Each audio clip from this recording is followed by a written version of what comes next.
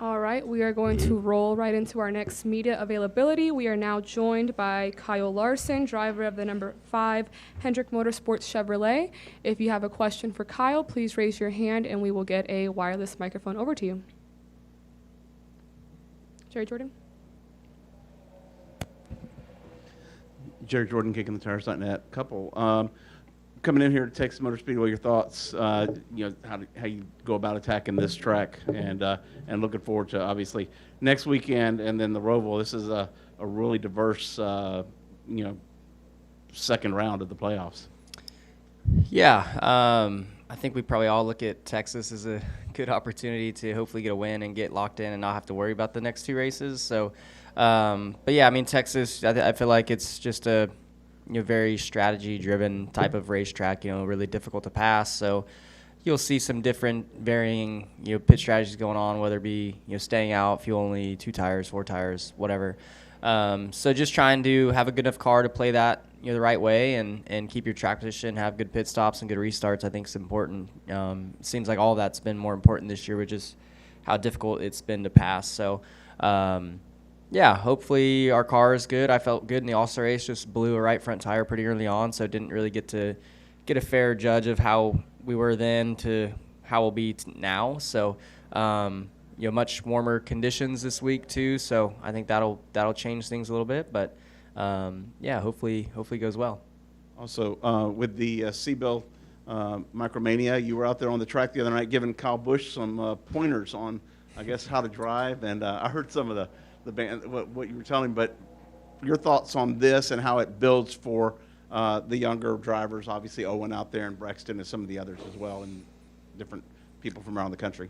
Yeah, no, it's a cool event that they put on out there. Lots of race cars. The track is really nice too. They did a great job with it. The grandstands and the dirt and the banking and the shape of the track's all good. And I mean, there's like 140 micros racing just in the main division. So you got a lot of great talent out there, young talent, guys who've also been racing micros their whole lives too. So a lot of experience out there, and cool to see, Kyle Busch, run out there. And yeah, it was fun to, I don't know if I was giving him pointers or not under the red, but I was more busting his balls, I guess, more than anything. But yeah, he just he's doing a really good job in it. He gets, I feel like he's got a little tinkeritis and works on his car too much. And I told him just focus on driving instead of working on it. But he was doing a good job, and I think he missed the lock-in spot by 1, so he should be on the pole of the B main, I would think, tonight. So yeah, it's fun, and I had fun last night racing myself, and should have a good shot to win tonight. All right, let's go up to Bob.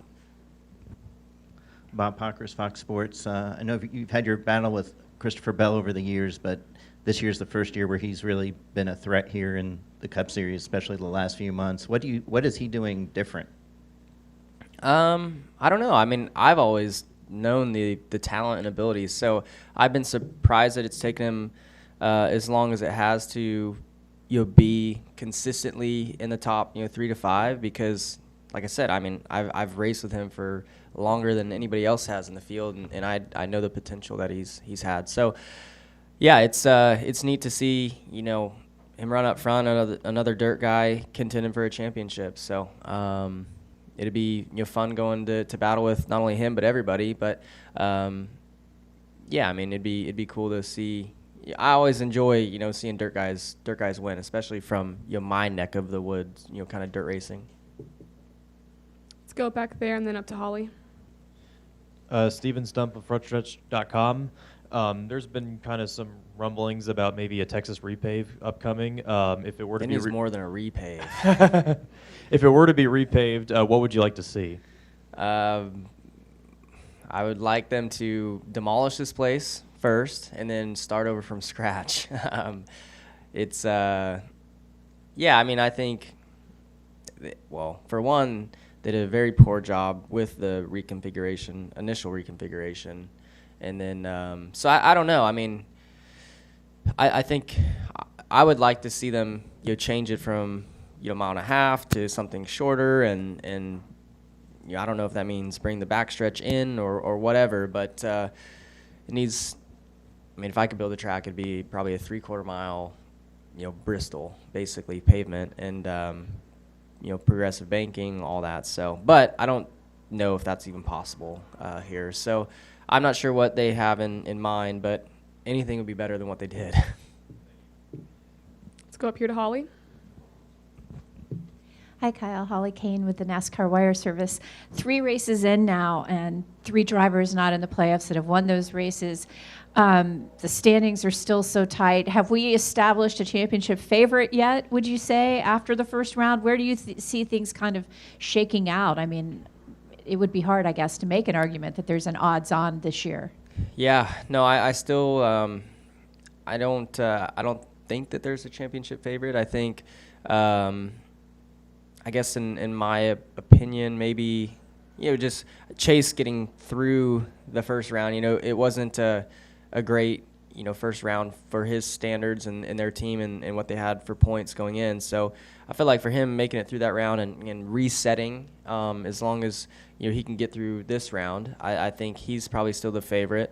I think Bell has shown so far in the playoffs that he's really strong, but I don't think you can pick a favorite until you get through this round, because whoever the favorite is right now could easily not make it into the next round just because how wild this round is. So I think 3 weeks from now you'll be able to pick a better favorite. But right now, there's so many unknowns as far as craziness that's going to happen.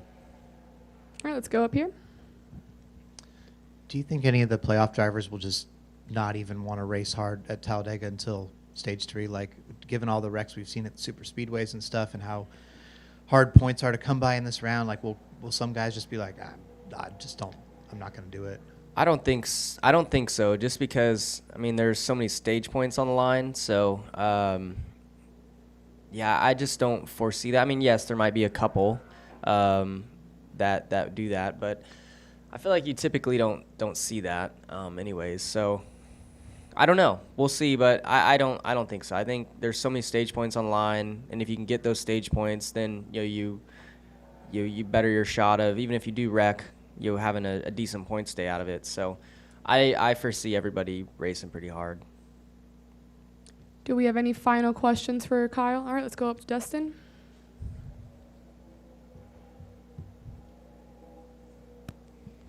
Dustin Long, NBC Sports. In terms of talking about the stage points, the playoff points, I should say, you guys got very few playoff points with all the non-winners taking all those points away.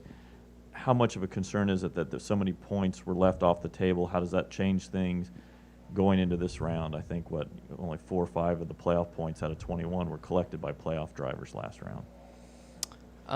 Yeah, I don't know. I would rather see them win than somebody else win, honestly. So, if I can't win, I'd rather see a non-playoff guy win.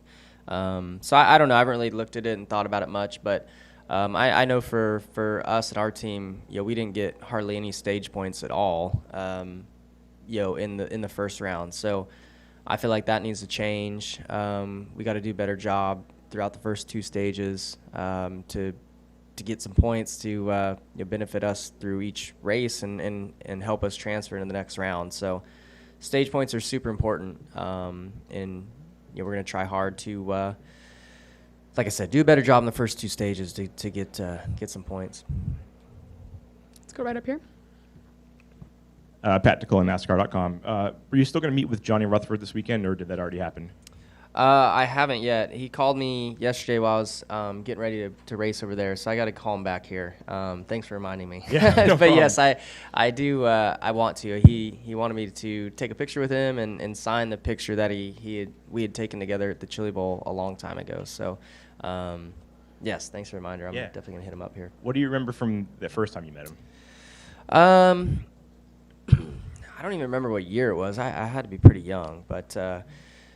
Probably, I'm sure my mom set it up. I think they were all sitting around Keith Kuhn's trailer, and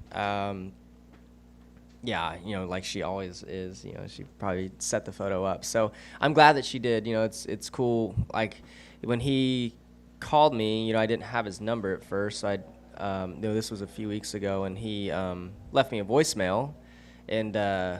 first thing I did was I copy the voicemail and send it to my dad and John Edwards, because it was, I mean, super cool that Johnny Rutherford had gotten my number and wanted my autograph. So, yeah, so that was pretty neat, and look forward to meeting up with him here this weekend, and yeah, get another photo op.